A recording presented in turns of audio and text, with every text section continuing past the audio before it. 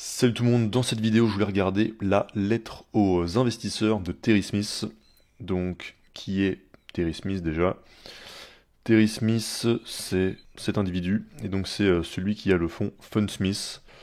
Donc avec comme action principale, qu'est-ce qu'on a? Microsoft, Meta, Striker Corp, Automatic Data Processing, Visa, etc. Et c'est aussi l'auteur du livre Investing for Growth, qui est aussi un très bon livre sur l'investissement. Et donc, comme pour ma vidéo sur Howard Marks, j'ai surligné quelques passages intéressants que je vais lire et commenter. Donc, d'abord, il nous donne les. Donc ça, c'est la lettre pour 2024. Hein. Donc c'est un peu le bilan 2024 qu'il fait aux personnes qui ont investi dans son fonds. Donc ici, il commence par donner les performances à la fois sur l'année et cumulative et comparé aux indices. Il y a d'autres types d'actifs. Donc Fundsmith, en 2024, il a fait 8,9%, ce qui fait pas beaucoup, par rapport au donc Equities, lui il prend le MSCI World. Donc le MSCI World qui a fait plus 21%, et le S&P c'était du 23, 24, un truc comme ça. Donc cette année il a sous-performé, mais si on regarde sur la durée, donc depuis la création de son fonds, c'est-à-dire depuis fin 2010, donc il y a un peu plus de 14 ans, et donc sur ces 14 ans, il a fait du plus 14, enfin du 14,8% par an. Et alors que le MSCI World a fait du 12,1% par an. Donc 2,7% annualisé, ça peut paraître, on peut se dire que c'est pas grand chose et que ça vaut pas le coup. Mais pourtant, sur un horizon de temps qui quand même reste assez court en investissement, enfin assez court. Disons que souvent quand on fait ces estimations d'intérêt composé, on prend au minimum 20 ans comme horizon de temps, voire 30 ans. Donc là, et plus l'horizon de temps est long, plus la différence devient importante. Donc là, sur 14 ans, ça fait quand même du plus 600% pour Fundsmith, donc c'est un fois 7. Et pour l'MSCI World, c'est plus 400%, donc 1 fois 5. Donc pour quelqu'un qui a investi 100 000, bah, ça fait 700 000 au lieu de 500 000. Pour quelqu'un qui a mis 1 million, ça fait 7 millions au lieu de 5 millions. Donc ça fait quand même une belle différence et il fait partie de la minorité de gérants de fonds qui arrivent à battre le S&P. Mais cette année il a sous-performé et donc il dit quelque chose là-dessus. Il dit que surperformer le marché ou même obtenir un rendement positif n'est pas quelque chose que vous devriez attendre de notre fonds chaque année ou à chaque période de reporting. Une fois de plus, surperformer le marché a été particulièrement difficile en 2024. 5 actions seulement, donc Nvidia, Apple, Meta, Microsoft et Amazon, ont représenté 45% des rendements de l'indice S&P 500 en 2024. Cela est comparable à la concentration des rendements attribués au Magnificent Seven en 2023. De plus, une seule action, Nvidia, a généré plus de 20% des rendements du S&P 500 en 2024. Donc là, il y a une partie avec laquelle je suis d'accord et l'autre moins. Donc déjà, oui, c'est important de savoir que même avec la meilleure stratégie du monde, on ne va pas surperformer tous les ans. Et donc, dans les périodes où on sous-performe, il faut être capable de tenir sa stratégie si on sait que c'est une stratégie qui fonctionne et qui est logique. En fait, ce qui compte, c'est se concentrer sur le fait que les entreprises qu'on a ont des fondamentaux qui s'améliorent, et à long terme, le marché finit par matcher l'évolution de ses fondamentaux. Donc là, il dit ça à ses clients pour pas que les clients s'enfuient et aillent mettre leur argent dans un autre fonds, donc, et il a raison sur ce qu'il dit. Mais ça montre par contre un désavantage du coup que les professionnels ont par rapport à nous. Là, c'est typique, c'est que quand un fonds sous-performe à court terme, il y a beaucoup de clients qui, s'ils investissent via des fonds comme ça, c'est qu'ils n'ont pas les connaissances eux-mêmes pour investir eux-mêmes. Et donc, ils n'ont pas cette conscience que ce qui compte, c'est le long terme et qu'un fonds ne va pas surperformer tous les ans. Et donc, ils peuvent avoir tendance à se barrer. Et donc, c'est pour ça que beaucoup de fonds adoptent une stratégie vraiment court terme, ou alors ne font même pas en sorte de surperformer le marché et préfèrent juste essayer avoir un portefeuille tellement diversifié qu'ils vont avoir la même performance que l'indice. Et après, il y a aussi ceux qui ont aucun scrupule, comme Cathie Wood, qui vont investir dans les actions les plus irrationnelles du moment, mais sur lesquelles il y a le plus un effet de mode. En gros, typiquement des actions non rentables qui sont à la mode et qui viennent d'exploser. Là, ça attire énormément de clients, elle encaisse énormément de frais, et ensuite, les clients sont ruinés, mais c'est pas grave, puisqu'elle a déjà gagné son argent. Donc voilà pour ça, et par contre je suis moins d'accord sur la deuxième partie, parce qu'il dit que c'était quasiment impossible de surperformer le marché si on n'avait pas les Magnificent Seven, puisque les Magnificent Seven représentaient 45% de la performance du S&P, et que Nvidia toute seule représentait 20%. Mais là, il y a un problème, et de toute façon, je pense qu'il le sait, et que justement, il dit ça pour garder ses clients. c'est que les Magnificent Seven ont représenté 45% de la performance du S&P parce que c'était des entreprises qui représentent une énorme portion du S&P 500, vu que c'est un indice qui n'est pas équipondéré, donc chaque action de l'indice ne va pas représenter le même poids dans l'indice, mais l'entreprise qui a la plus grosse capitalisation boursière va représenter le plus gros poids dans l'indice, et ainsi de suite. Et donc, quand on a un petit paquet d'entreprises qui sont tellement grosses qu'elles représentent une tellement grosse part de l'indice, bah c'est normal euh, qu'elles participent au gros de la performance de l'indice.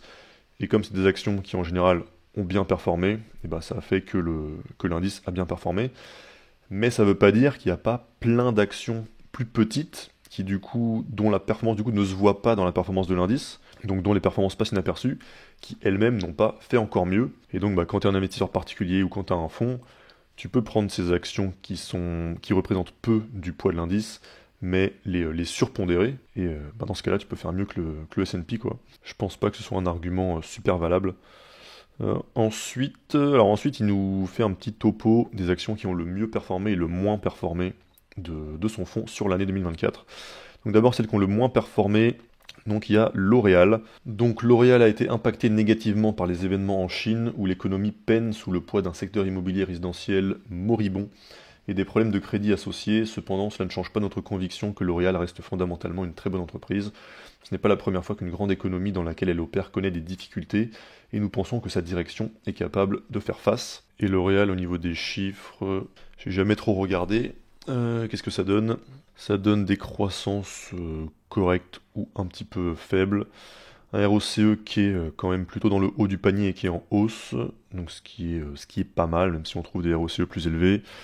Peu de dettes, pas de dilution des actionnaires, et des marges qui sont pas mal. Après, je connais pas les marges de ce secteur-là, hein. Ok, donc c'est en effet un business qui est dans le haut du panier, surtout pour une entreprise française. Après, je trouve quand même qu'il y a pas mal de boîtes qui sont quand même au-dessus. Donc je pense pas qu'il y aurait une place dans mon portefeuille pour L'Oréal. Mais voilà. Ensuite, IDEX.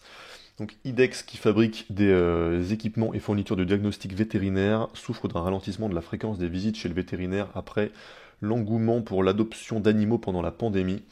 En tant que leader du secteur dans un domaine présentant de véritables perspectives de croissance à long terme, et compte tenu de la difficulté que nous aurions à racheter notre position si nous vendions, nous avons l'intention de conserver IDEX et d'essayer de sourire malgré la sous-performance.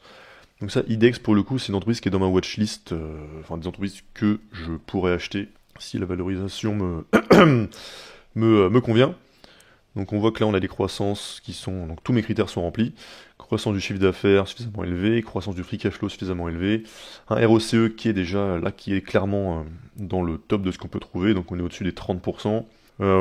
Pas de dette, pas de dilution, un petit peu de rachat d'actions, même pas mal de rachat d'actions, et une marge de free cash flow qui est pas mal, et qui est en hausse aussi. Et si on regarde au niveau de la valorisation, sur les 10 dernières années. Donc là, on voit qu'ils sont à un plus bas au niveau de la valorisation depuis...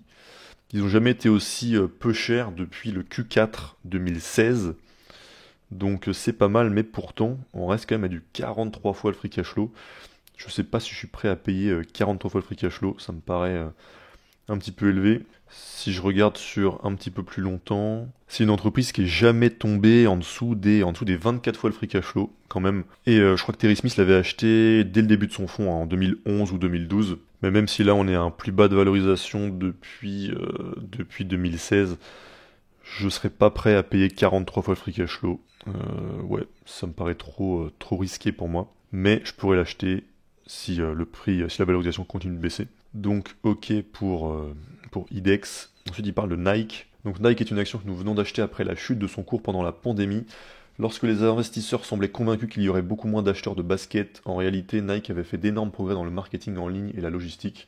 Ce que nous n'avions pas anticipé, c'est que la direction de l'époque transformerait ce succès en problème en négligeant les canaux traditionnels de vente de détail physique qui se sont redressés après la pandémie, ouvrant ainsi la porte à la concurrence. Pour être juste, d'autres problèmes sont apparus comme une dépendance croissante à la mode et une moindre utilisation pour l'exercice physique traditionnel. Cependant, la bonne nouvelle est qu'il y a eu un changement de PDG cette année. Nous voyons de nombreux commentateurs s'interroger sur les raisons du succès de l'économie américaine. Peut-être est-ce en partie dû à une réactivité plus rapide pour remplacer les cadres dirigeants lorsque les résultats ne sont pas au rendez-vous. Dans ce contexte, nous notons que les actions d'Unilever ont progressé de 20% en 2024. Nous attendons de voir ce que la nouvelle direction de Nike, qui hérite malgré tout d'une position dominante sur le marché, apportera. Donc Nike, où est-ce qu'on en est? Nike, c'est une entreprise que j'ai pas parce que je trouve que la croissance est trop faible, mais sinon, pareil, c'est quand même clairement dans le haut du panier des actions qui existent. Et surtout, je trouve que souvent le moat est sous-estimé, même si là ils ont fait l'erreur du coup d'être moins présents dans les magasins et de privilégier la vente en ligne. Je pense, enfin, ça me paraît même quasiment impossible pour d'autres marques de rattraper la marque qu'a créée Nike, qui est associée à tous les sportifs dont les gens sont fans. Michael Jordan, Cristiano Ronaldo, Nadal, tout ça. Je pense que le côté émotionnel dans l'esprit des gens est trop fort pour que ça puisse être rattrapé si facilement. Donc pour le long terme, je serais plutôt confiant. Et niveau valo, en plus, pour le coup, je trouve que c'est pas très cher maintenant. Là, on est à 19 fois le free cash flow et ça n'a pas été atteint depuis 2011 comme niveau de valorisation pour Nike. Donc là pour le coup c'est un achat que je trouverais pertinent en ce moment. Voilà pour Nike. Ensuite Brown-Forman que je ne connais pas.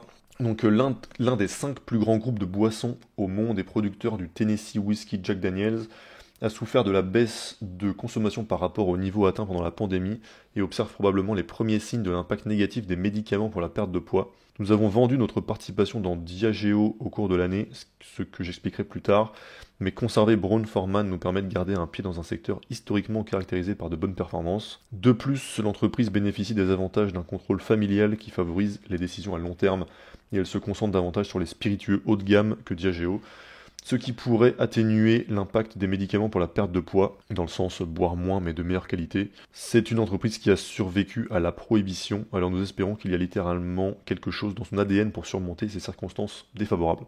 Donc j'ai jamais regardé les chiffres de celle-ci. Brown-Forman, hop là. Donc la croissance a l'air un peu faible, ouais, c'est moins de 5% par an de croissance.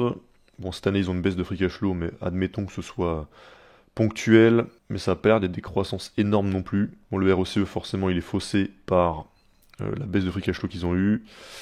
Pareil pour le ratio dette sur free cash flow qui a explosé là, mais sinon ils étaient, bon ça va, ils étaient à moins de 3. Donc là a priori je trouve pas ça exceptionnel. Les croissances je les trouve un peu faibles, et le ROCE même à son plus haut niveau il dépassait pas les 15%. Et la marge brute elle baisse depuis 2014, ce qui est aussi pas un super signe. Donc ouais, c'est pas le genre d'entreprise qui m'intéresserait. Et ensuite, il nous parle de Novo Nordisk. Donc Novo Nordisk a été sans doute notre action la plus surprenante en contre-performance en 2024. Elle reste le leader du marché des médicaments pour la perte de poids dans laquelle elle a été un pionnier. Et l'année a été marquée par une série d'annonces sur d'autres conditions médicales que ces médicaments traitent efficacement et sur des demandes d'extension des indications thérapeutiques que les régulateurs semblent prêts à approuver. Pourtant, non seulement les cours de l'action ont chuté le cours de l'action a chuté de 10%, mais il a terminé l'année avec un ratio course-bénéfice représentant la moitié de son concurrent le plus proche, Eli Lilly. En investissement, il est toujours préférable de voyager avec espoir que d'arriver, et il est certain qu'une véritable course aux armements a lieu parmi les entreprises pharmaceutiques pour développer des médicaments concurrents. Cependant, nous traitons encore avec une entreprise comme Novo Nordisk, leader du marché, bénéficiant d'avantages en production et en indications thérapeutiques approuvées, qui devrait lui permettre de maintenir cette position avec des revenus qui augmentent de 20% par an. De plus, nous avons initialement investi dans Novo pour son approche radicale de la découverte des médicaments et nous n'excluons pas de nouveaux développements à venir. Moi, quand je dis ça, je suis content d'être investi dans ce secteur-là, plutôt dans MedPace Holdings, puisque en fait, on s'en fout du médicament. Est-ce que le médicament qui est testé, il va fonctionner ou pas? Puisque MedPace Holdings, ils sont payés pour faire les tests cliniques de tous ces médicaments, y compris les médicaments qui sont non concluants. Donc j'ai l'impression que c'est un meilleur business, plus sûr. Et en plus, c'est vrai que ces médicaments pour régler le diabète en coupant la faim, moi c'est vrai que c'est un truc que j'ai un peu de mal à concevoir comment ça peut fonctionner à long terme. Ça me paraît fou, mais en même temps, c'est vrai qu'il y a le côté pilule magique et que la plupart des gens préfèrent avoir une pilule magique. Si on regarde vite fait Novo Nordisk, ce que ça donne, bon, les chiffres ils sont excellents. Des bonnes croissances du chiffre d'affaires, du free cash flow, un très haut ROCE, on est là à 48%. Pas de dette, ils rachètent des actions et ils ont des excellentes marges. Donc là, on est dans le top du top des entreprises qui peuvent exister. Mais en même temps, le chiffre d'affaires a explosé ces dernières années, justement, quand il y a eu l'arrivée de ces médicaments type Ozempic, qui règlent, en tout cas momentanément, l'obésité et le diabète en coupant la faim. Mais si on remonte à 2021, c'est des croissances qui, pendant plusieurs années, ont été quasi nulles. 2016, 3%, 2017, 0, 2018, 0, 2019, 9%, 2020, 4%. Donc là, pour moi, c'est typiquement le genre de cas où il y a eu une telle explosion soudaine que je trouve ça trop dur de se projeter sur l'avenir. Et donc dans ce genre de cas, je préfère rester à l'écart parce que j'arrive pas à me rendre compte de est-ce que c'est tenable, est-ce qu'il va y avoir un petit retour à la tendance ou des choses comme ça. Donc voilà pour Novo Nordisk. Et puis il nous donne les 5 actions qui ont le mieux performé de son fonds pour l'année 2024. Donc c'est Meta Platforms, Microsoft, Philip Morris, Automatic Data Processing et Stryker. Bon là-dessus il détaille moins, c'est un peu moins intéressant, sauf un passage sur Microsoft qui apparaît pour la 9e fois parmi les actions qui ont le plus participé à la performance de son fonds. Et il dit que l'achat de Microsoft avait attiré beaucoup de critiques quand ils ont commencé à en acheter à 25 $ en 2011. Et en 2023, ça a atteint 376 et fin 2024, 422. Donc là, sur Microsoft, pour le coup, il a fait un excellent coup, puisque il a acheté quand personne n'en voulait, ce qui est en général ce qui fonctionne le mieux. Donc c'était en 2011, donc ici il a dû acheter du Microsoft à peine 10 fois le free cash flow. Et donc sur ces 15 années, il a eu à la fois la croissance du free cash flow par action de Microsoft qui a été très bonne, plus le multiple qui a fait à lui tout seul un fois 5 à peu près. Donc ça montre qu'avoir le courage d'investir dans une bonne entreprise mais qui traverse une mauvaise passe, et donc au moment où personne n'en veut, ça peut en général ça peut très souvent donner les meilleures opportunités. C'est ce que j'avais pu faire sur Meta en 2022. Donc voilà, après sur Philip Morris ADP, il dit pas grand chose. Et vers la fin, il nous parle des actions qu'il a vendues. Donc il a vendu Diageo, McCormick et Apple. Donc Diageo, que nous détenions depuis la création du fonds, a montré des problèmes liés à sa nouvelle direction, notamment un manque d'informations concernant son activité en Amérique latine, qui a affiché des résultats bien inférieurs à ceux du secteur dans cette région. De plus, nous soupçonnons que l'ensemble du secteur des boissons commence à être impacté négativement par les médicaments pour la perte de poids. En effet, il semble probable que ces médicaments seront éventuellement utilisés pour traiter l'alcoolisme, compte tenu de leur effet sur la consommation. Puis nous avons vendu McCormick, car nous avons été déçus par la lenteur de l'entreprise à répercuter l'inflation des coûts des matières premières, ce qui a comprimé ses marges. Par ailleurs, l'entreprise est exposée à la concurrence des marques distributeurs qui s'intensifie alors que l'inflation pousse les consommateurs à opter pour des produits moins chers. Donc, j'avais regardé McCormick aussi dans une vidéo précédente, et pareil, je trouvais que les fondamentaux n'étaient pas suffisamment bons. Et on avait regardé ça dans la vidéo sur les Super Investors du trimestre précédent. Mais voilà, c'est correct, mais les croissances sont faibles, et le ROCE est en baisse, ce qui souvent est un signe d'un mode qui perd en force, quoi. Et puis il nous parle de la vente d'Apple. Donc nous avons commencé à acheter des actions Apple il y a 2 ans à environ 156 $ par action, lorsque son PER était inférieur à la moyenne du S&P 500, et que la croissance des revenus de services nous avait en partie convaincu que l'écosystème souvent vanté, qui fidélise ses utilisateurs à ses produits, pourrait réellement exister.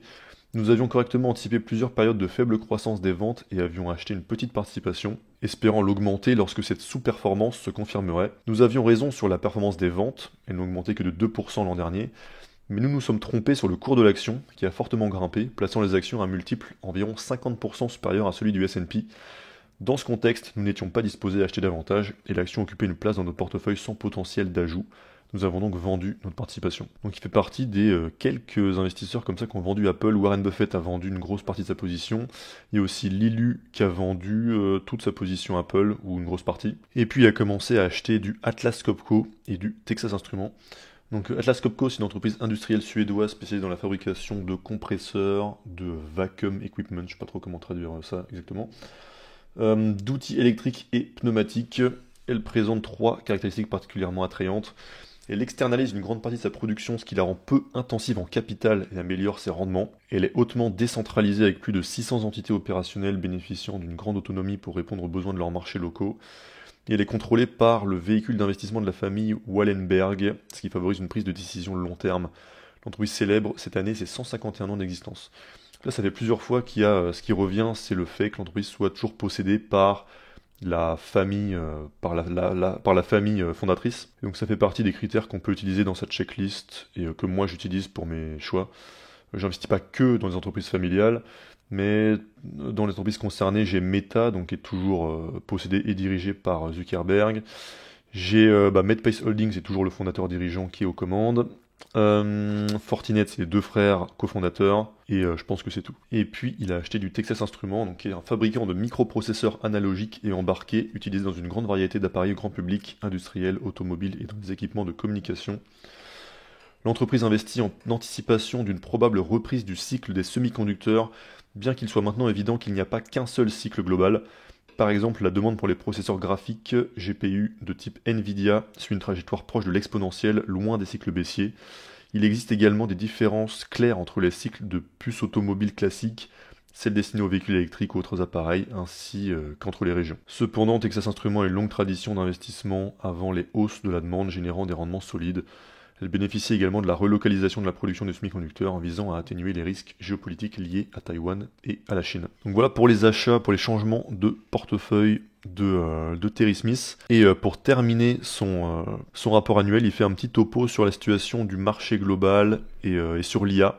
Donc on va terminer avec ça. Donc dans sa lettre de 2023, il parlait déjà de la montée d'intérêt pour l'IA et donc de l'impact que ça avait sur les Magnificent Seven et Nvidia au niveau des cours de ses actions.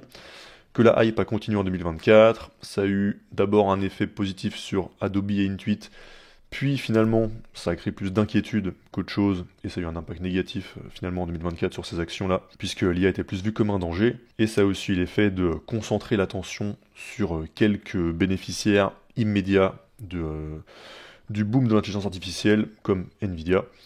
Et donc pendant cette période, les commentateurs ont souvent demandé si cette hype sur l'IA était similaire à la période des dot-com, donc la bulle internet, et donc est-ce qu'elle aura une fin similaire. Donc là il nous donne la même citation que Howard Marks dans son article de la vidéo précédente, et que sans doute une partie de l'enthousiasme sur l'IA c'est de la hype, comme pendant la dot-com mania, mais il y a quelques différences clés. Déjà que l'entreprise numéro 1 sur l'IA, donc Nvidia, est très profitable, alors que pendant la bulle internet, les gens parlaient en multiples du nombre de clics ou eyeballs, puisqu'il n'y avait ni profit, ni même chiffre d'affaires parfois, et même les actions qui ensuite s'en sont très bien sorties comme Amazon n'étaient pas encore profitables. Et en deux, il y a aussi la montée des fonds indiciels, donc pour investir dans le S&P 500 dans son ensemble par exemple.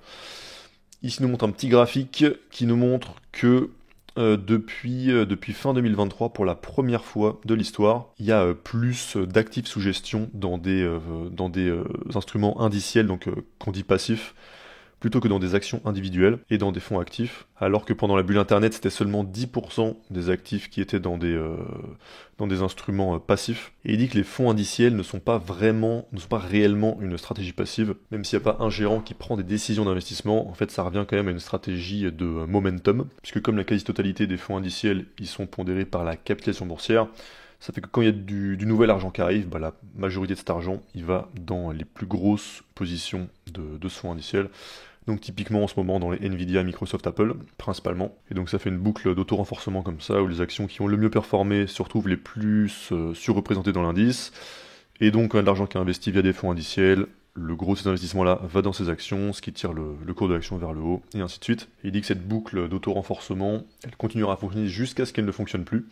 Par exemple, en cas de ralentissement économique entraînant une réduction des dépenses technologiques, qui représentent désormais une part si importante des dépenses globales qu'elles ne peuvent pas être considérées comme non cycliques. Un domaine vulnérable pourrait être les dépenses en IA, car cette dernière ne génère actuellement pas beaucoup de revenus. Si les plus grandes entreprises devaient alors publier des résultats décevants, leur cours d'action réagirait probablement mal, ce qui ferait baisser la performance de l'indice plus fortement que celle des gestionnaires actifs sous-pondérés sur ces actions. Cependant, même si un tel scénario nous attend dans le futur, ce qui pourrait exactement le provoquer et le moment où cela pourrait se produire reste difficile, voire impossible à prédire.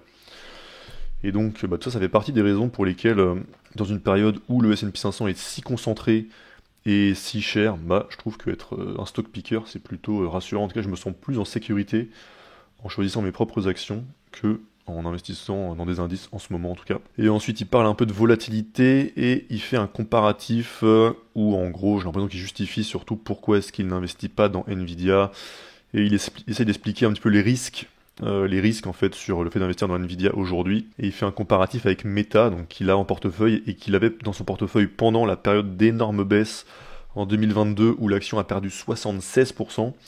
Donc voilà, il faut bien se dire que sur des actions même qui sont connues comme étant actions de qualité, un Meta, c'est déjà une action qui était réputée comme une des meilleures actions avant 2022, et bah ça l'a pas empêché de perdre 76% pour ensuite refaire un x7, x6, x7 en 2 ans. Et il précise qu'il y a quelques différences entre Meta et Nvidia.